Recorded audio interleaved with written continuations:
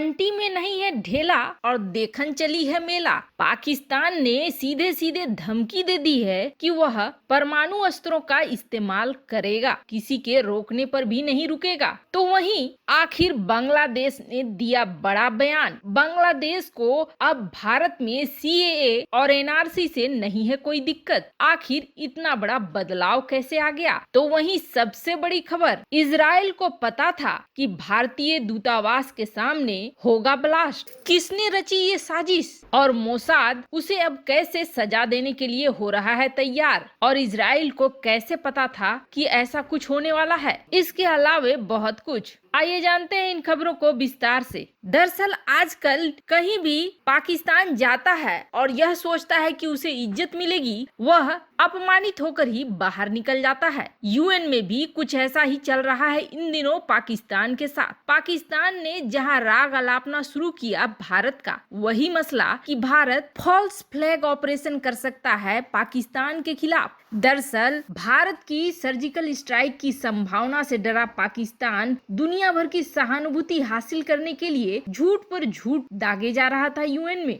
पाकिस्तान दुनिया को ये समझाने की कोशिश कर रहा था कि भारत अपनी घरेलू राजनीति से लोगों का ध्यान हटाने के लिए बॉर्डर पर ध्यान भटका सकता है, और खुद ऐसा पाकिस्तानी प्रधानमंत्री इमरान खान कई बार बता चुके हैं। लेकिन यूएन में इस मसले पर ज्यादा भारी पड़ गया डैनियल पर्ल का मामला। उमर शेख की रिहाई को लेकर पूरा बवाल मचा हुआ है। जहां अमेरिका पहले से ही गुस्से में है, तो वहीं अब यह मामला संयुक्त राष्ट्र संघ में भी उठ रहा है, जहां पाकिस्तान के ऊपर ये इल्जाम लगाए जा रहे हैं कि इस तरह से तो किसी की जवाबदेही तय ही नहीं होगी। पर्ल के साथ जो कुछ भी हुआ उसका न्याय कैसे मिलेगा? जब भारत को मामले में घसीटने की कोशिश कर रहे पाकिस्तान को कामयाबी नहीं मिली, तो पाकिस्तान ने नया मसला खड़ा करा और उसने ये कहा कि पाकिस्तान परमाणु हथियारों संबंधी कोई भी संधि नहीं मानेगा, और कहा हमें कोई बांध नहीं सकता है। दरअसल परमाणु हथियारों के निषेध पर संधि 22 जनवरी को लागू हुई थी।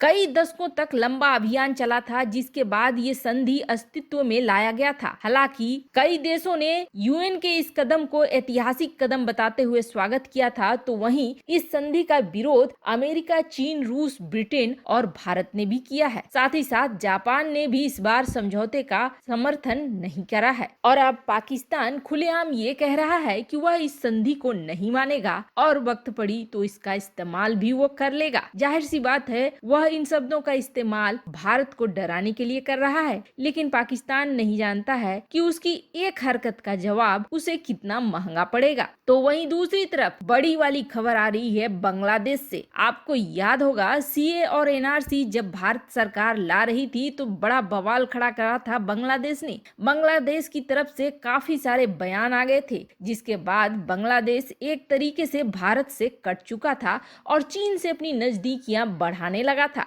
लेकिन अंत में काम आया बांग्लादेश के भारत ही। दरअसल चीन के साथ उसकी बनी नहीं, और कुछ ही दिनों में सच सामने आने लगा जब कोरोना की वैक्सीन के लिए गिड़गिड़ाने लगा बांग्लादेश चीन के पास, और आखिरकार उसे घूम फिर कर आना पड़ा भारत के सामने, और भारत ने बांग्लादेश की मदद भी की। जिसके बाद अब बांग्लादेश को ऐसा लगता है जैसे भारत और बांग्लादेश को बड़ी तस्वीर देखनी चाहिए और एक दूसरे के साथ रिश्ते भी अच्छी रखने चाहिए। दोनों देशों के बीच व्यापार भी बड़ा वाला होना चाहिए, क्योंकि दोनों देशों के बीच में काफी पोटेंशियल है। बांग्लादेश के फॉरेन सेक्रेटरी यानी कि विदेश मंत्री मसूद बिन मोमिन ने भारत के अपने समकक्ष हर्ष वी श्रृंगला के साथ मुलाकात करी, और उसके बाद जो बयान आया है वो बड़ा ही चौंकाने वाला है, क्योंकि अब बांग्लादेश को ऐसा लगता है जैसे कि भारत के सीएए और एनआरसी में कोई समस्या नहीं है, और भारत ने इस बारे में समझा भी दिया है बांग्लादेश को। बांग्लादेश का कहना है कि एनआरसी और सीएए भारत का आंतरिक मुद्दा है, और भारत ने हमें समझा दिया है कि इससे किसी को कोई दिक्कत नहीं होने वाली है। इस मुद्दे से हमारा अब कोई भी वास्ता नहीं है, न तो हमें ऐसा कुछ दिख रहा है कि इस मुद्दे से किसी को परेशानी होनी चाहिए, और न ही ऐसा हो रहा है। यहाँ तक कि भारत ने हमें इसके बारे में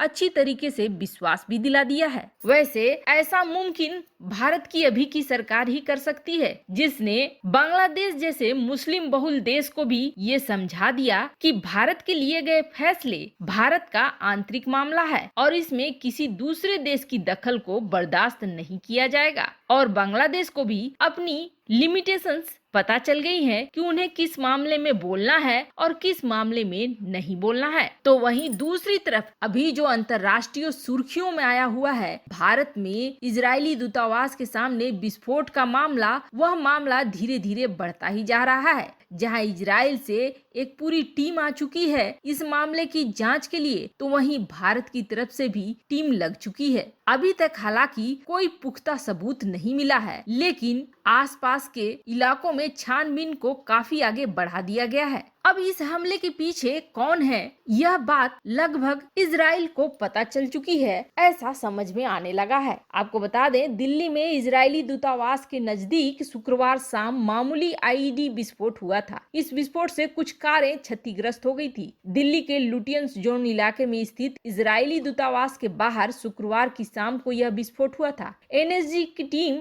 मौके से एक अधजला कपड़ा और एक पॉलीथीन के ऊपर जांच कर रही है। हालांकि इनका घटना से संबंध है या नहीं, इसकी पुष्टि अभी नहीं हो पाई है। लेकिन सबसे बड़ी चौंकाने वाली बात यह है कि भारत में इजराइल के राजदूत रॉन मल्का ने एक बयान दिया है। पहला बयान तो उन्होंने ये दिया है कि यह एक आतंकवादी हमला था और इस हमले के बारे में आतंकवादी कहने के पीछे एक बड़ा कारण है। और रोन मल्का के बयान से यह भी साबित हो रहा है इस हमले को कराने के पीछे वो देश हैं जो भारत के साथ इजराइल के बढ़ते हुए रिश्तों में तनाव पैदा करना चाहते हैं, और वो देश हैं जो इस पूरे पश्चिम एशिया इलाके में इजराइल के बढ़ते हुए प्रभुत्व को खत्म करना चाहते हैं। साथ ही साथ बड़ा खुलासा उन्होंने ये कहा कि वे इस हमले को लेकर हैरान नहीं है। यही वजह है कि इजरायली दूतावास के आसपास सतर्कता को पिछले कुछ सप्ताह से बढ़ा दिया गया था। ये बहुत बड़ा बयान है और हालांकि